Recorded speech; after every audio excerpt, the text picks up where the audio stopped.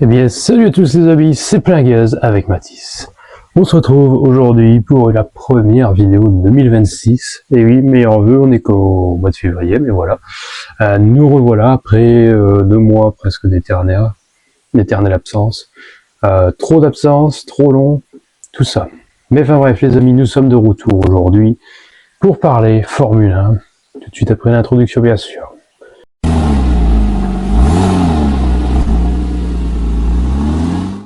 Et oui, aujourd'hui les amis, on se retrouve aujourd'hui dans une vidéo où on va parler de la F1 en 2026 parce que il y a beaucoup de changements cette année.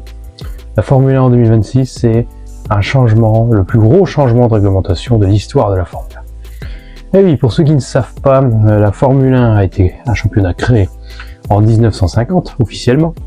Il y avait déjà des courses à l'après-guerre, tout ça, mais officiellement, le championnat a été créé en 1950.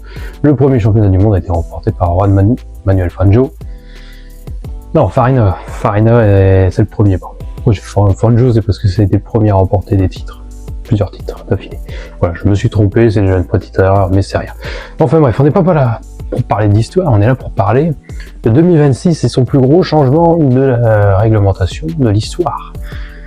Et oui, en 2022 à 2025, nous avons eu une réglementation qui était basée sur les voitures à effet de sol. Donc c'est ce qui a créé, normalement c'était censé créer plus de batailles. Sauf qu'au fur et à mesure, on s'est aperçu que cette réglementation en 2022 était très intéressante. On a eu des courses spectaculaires, mais au fur et à mesure des années, donc 2023-2024, il y a eu très peu de dépassements, il me semble, lors de certains grands prix. Bon, il y en a un forcément où il y a beaucoup de dépassements, c'est Monaco. Mais 2023-2024, on a eu très peu de dépassements. 2025, je n'ai plus la stat en tête, mais on a eu aussi quelques grands prix où c'était pas terrible en termes de dépassement, mais c'est pas grave. Fin de cette réglementation, 2026 va apparaître avec une nouvelle voiture que je vous afficherai bien sûr à ma gauche, là où est-ce que je me pointe le doigt, parce que vous allez voir quand même que je vous affiche cette voiture 2026, et là il y aura la voiture 2025 à côté. On va quand même comparer les deux, c'est qu'on voit déjà les voitures déjà moins larges, donc moins large, qui dit moins large dit plus d'espace pour passer dans les rails à Monaco peut-être aussi. Refonte du fond plat, refonte du châssis, tout a été revu. Refonte de l'aileron arrière avant parce que je vais y venir après, mais il y a tellement de changements qu'il faut en parler de ces changements parce qu'ils sont énormes. Donc du coup il y a ça. 2026 voitures qui vont être complètement remodélisées, nouveau moteur, toujours sur des V6 bien sûr, hybride et électrique. Donc ça va 50% d'hybride et 50% de thermique. Bon, le son de la Formule 1 nous manque forcément, hein. Les V8 nous manquent, hein. Malheureusement. Aujourd'hui on a des sons de merde, donc tant pis. Mais cette année les sons ont l'air un peu... il y a un petit peu de changement, mais bon. Sans plus. Donc pour faire simple, on va parler de la première étape que j'aimerais vous aborder avec vous, c'est le système électrique, qui est assez complexe, mais qui peut être rapidement compris si vous comprenez bien les systèmes électriques. Alors, anciennement, vous aviez plusieurs modes moteurs sur la batterie en 2025, donc les pilotes n'avaient pas forcément beaucoup de moutons. Là, cette année, vous avez 3 modes moteurs, si j'ai bien compris. Moi aussi, il faut que je prenne le temps de comprendre, mais vous avez 3 modes moteurs. Le mode recharge, bien sûr, qui va permettre de recharger la batterie dans chaque tour, si vous le laissez. Le mode dépassement. Et le mode boost. Le mode boost, le mode dépassement, on va dire que c'est le mode de déploiement, quoi. Un mode de qualif, dépassement, oui, si vous voulez attaquer, faire le meilleur tour en course à la limite. Et le mode dépassement, qui là est un boost, qui envoie, je pense, 30 km/h supplémentaires au moteur, qui donne plusieurs watts de plus au moteur. Je crois que c'est 200 chevaux supplémentaires, et qui, là, vous dépassez facilement normalement.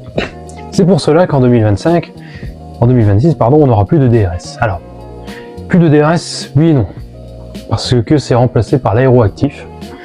L'aéroactif qui est, on rappelle, pour vous simplifier, c'est l'aileron avant et l'aileron arrière maintenant qui se baisse. Donc l'aileron avant pardon se baisse et l'aileron arrière se lève. C'est un peu bizarre mais c'est ça. Et donc ça sera défini dans des zones du circuit. Donc j'imagine qu'à Melbourne, on aura les 4 zones de DRS qu'on connaissait, c'est-à-dire la ligne droite de départ, la deuxième ligne droite, la longue courbe de gauche à droite, enfin de droite à gauche, c'est l'inverse, et puis après la dernière ligne droite avant de rejoindre le dernier secteur qui est périlleux. Donc il y aura certainement ce fait là, mais pareil, le mode boost, donc il donne 200 chevaux, si j'ai bien compris, il vous donne 200 chevaux, mais il est activable aussi que dans des zones pareil prédéfinies, donc ça peut être intéressant dans des sens comme dans l'autre. Maintenant il faut voir si ça sera intéressant ou pas. Là où j'ai pas forcément d'inquiétude, c'est sur l'aérodynamique des voitures. Il y a vraiment une refonte incroyable. Il y a des voitures, on a pu voir l'Aston Martin qui a fait beaucoup parler d'elle à Barcelone, parce que oui, je tourne après les essais de Barcelone, des essais où on a vu vraiment des moteurs très fiables à l'image de Mercedes, Ferrari. Red Bull était la bonne surprise parce que c'est un moteur très fiable. Et puis on a vu aussi des difficultés pour les nouvelles écuries comme Audi et Cadillac. Mais Cadillac, c'était, je pense, voulait plus travailler sur la fiabilité, comme ça a été dit. Voulait plus travailler sur cette fiabilité. Audi avait déjà fait pas mal de tours lors de leur shakedown, donc ils étaient, je pense, plus rassurés sur la fiabilité, mais je pense qu'au niveau performance, pour moi, de ces essais, il n'y a rien à retenir de version en France, même si la première tendance laisse à désirer que Mercedes serait devant, derrière la Scuderia, Ferrari serait derrière. Pour moi, je ne fais pas de prédiction pour maintenant parce que ça sert à rien. On verra à Bahreïn, puis on verra encore plus à Melbourne, parce que c'est là qu'à Melbourne, on comprendra déjà mieux le fonctionnement de ces voitures. Donc en 2026, vous l'aurez compris, le plus gros changement, c'est tout. Voilà un petit peu pour les changements. Je sais que j'ai pas été très clair, mais il y a beaucoup de youtubeurs qui ont fait, je pense, des vidéos là-dessus qui vous comprendrez mieux, je pense, de leur part.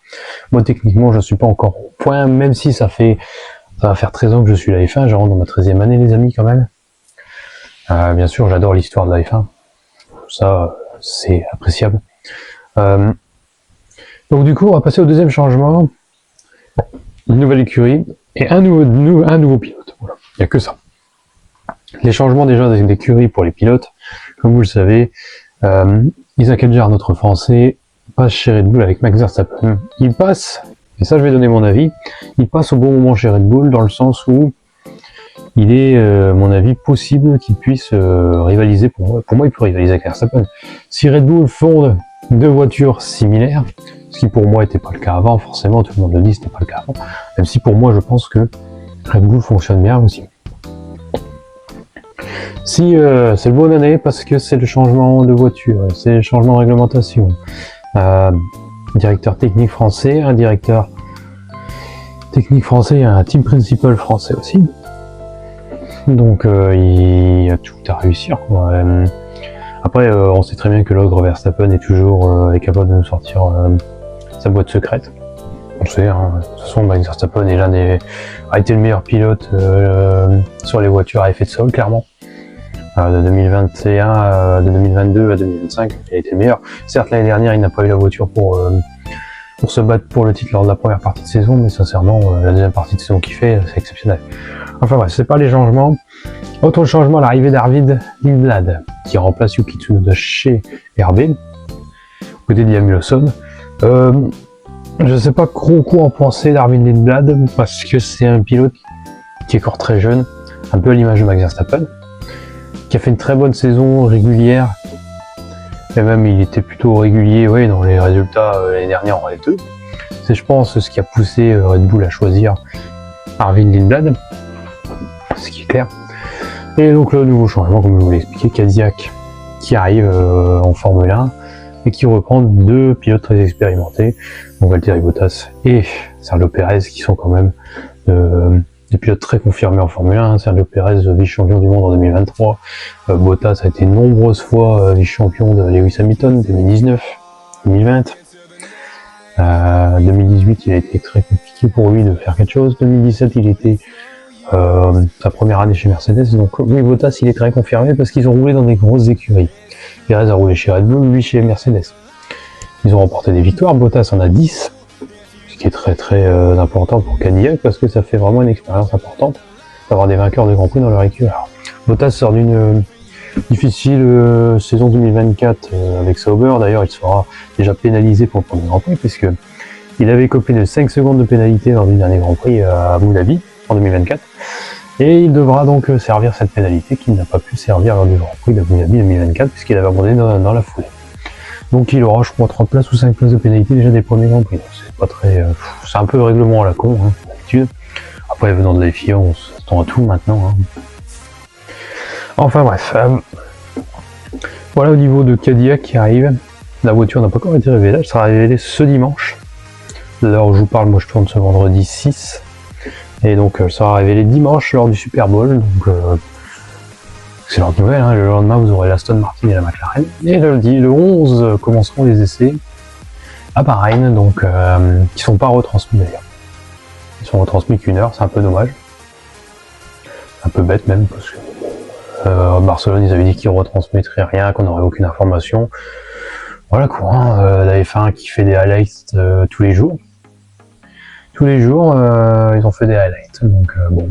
C'était sympa de dire au public non, c'est des essais privés, mais non, on met quand même des vidéos. Non, bah oui, forcément, les équipes mettent des photos, ce qui est bien. Mais derrière, vous avez la F1 qui fait des highlights. Ça sert à rien, mais bon. Donc voilà un petit peu. On est déjà à 11 minutes 30 de vidéo, faut pas faire que je tarde quand même, les amis. Mais voilà le changement pour les écuries. On a parlé du changement de réglementation. De toute façon, vous aurez plein d'images là-dessus. De toute façon, je suis pas le seul à en parler de ces changements parce qu'il faut encore le comprendre, ce nouveau règlement.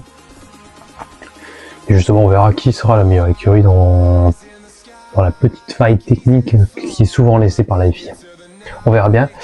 On verra bien. Le début de saison est dans moins d'un mois. Ça va faire plaisir parce que franchement, les amis, la pause, c'est long. Hein. Même si là, les voitures sont de retour en piste. Je vais vous passer, non, je vais pas vous passer, mais j'aimerais que vous me disiez dans les commentaires la meilleure livrée de cette saison. Quand bien sûr la vidéo sortira, vu qu'on sera le samedi 7 février, ce sera plus compliqué. Soit vous attendrez la fin des livrées, ou soit vous prendrez les livrées actuelles. Sincèrement, mon top il est compliqué. J'ai pas parlé d'Alpine, mais Alpine, on en attend beaucoup cette saison, forcément. Nouveau moteur Mercedes, surtout que le moteur Mercedes est fiable. J'ai très envie de voir Alpine revenir, pas forcément, je vais pas dire qu'ils seront forcément vainqueurs, mais s'ils peuvent être dans le top 5, au top 10, top 5, ça peut être fort. Hein. Mais bon, il faut rappeler qu'il n'y a que Pierre Gasly qui est expérimenté dans cette équipe. Hein. Colapinto n'est pas assez, au moins encore expérimenté. Pourtant chez Williams, il avait un bon niveau, et puis l'année dernière, il est revenu, je sais pas. Sous la pression, peut-être. Je ne sais pas. En tout cas, les amis, voilà, je pense que je vais m'arrêter. On est déjà à 13 minutes 10 de vidéo. Je ne veux pas non plus vous faire une vidéo tout long parce que forcément, c'est long pour vous aussi, hein, je pense. De voir quelqu'un vous parler peut-être d'un truc que vous n'aimez pas forcément. Je sais que c'est plein gaz. Hein. Les gars, on est sur une chaîne spécialisée 100% moteur. Alors, est-ce qu'il faudrait que je me relance dans autre chose à côté ? Je ne sais pas, les amis. À vous de me dire aussi dans les commentaires si vous voulez que je me lance dans autre chose à côté. Voilà. En tout cas, les amis, c'était plein gaz avec Mathis. Surtout, prenez soin de vous. Je vous dis à très vite pour une toute nouvelle vidéo. Ciao, ciao, les amis. C'était plein gaz.